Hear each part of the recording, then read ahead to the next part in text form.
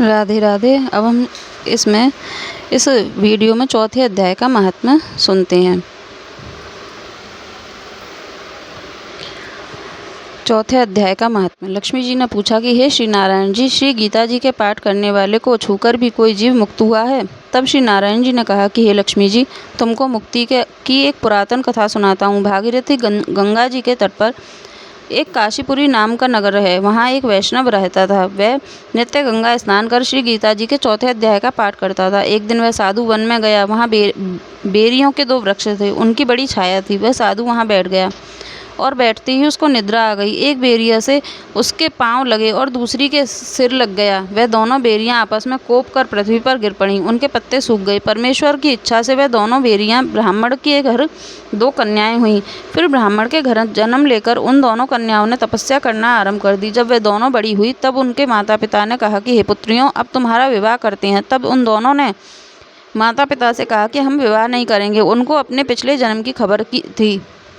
उन्होंने कहा कि हमारी एक यही अभिलाषा है कि वह साधु हमें पुनः दर्शन दे तो बड़ा अच्छा हो। उनके मन में यही था कि वह साधु जिसके स्पर्श करने से हमें अधम देह से छूटकर यह देह मिली है, वह मिले तो बड़ा अच्छा हो। यह विचार कर उन दोनों लड़कियों ने माता पिता से तीर्थ करने की आज्ञा मांगी। तब माता पिता ने उन्हें तीर्थ यात्रा की आज्ञा दी। वह तीर्थ यात्रा करती करती बनारस में पहुंची तो वहां जाकर देखा कि वह तपस्वी बैठे हैं, जिनकी कृपा से हम बेरी के देह से छूटे हैं।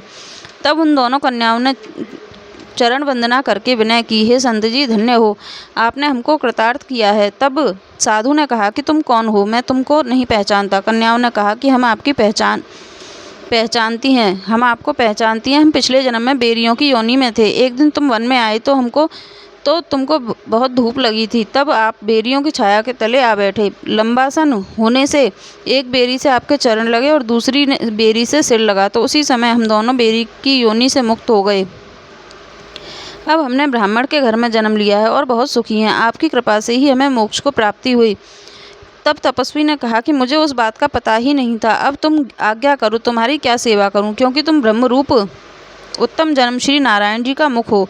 तब उन कन्याओं ने कहा कि आप हमको श्री गीता जी के चौथे अध्याय का फल प्रदान करो, जिनसे हम देव देही पाकर सुखी होवें। तब उस तपस्वी ने उन्हें गीता जी के चौथे अध्याय का पाठ का फल दिया। फल के देते ही आकाश से विमान आए। तब उन दोनों ने देव देही पाकर बैकुंठ को गमन किया। श्री नारायण जी बोले कि हे लक्ष्मी जी, यह चौथे अध्याय का महात्म्य है जो मैंने तुमको सुनाया है। बोलो राधे राधे। चौथे अध्याय का महात्म्य संपूर्ण हुआ। अब हम कल अपनी अगली वीडियो में भगवत गीता जी का अध्याय 5 श्रवण करेंगे। तो जय श्री राधे, जय श्री कृष्ण।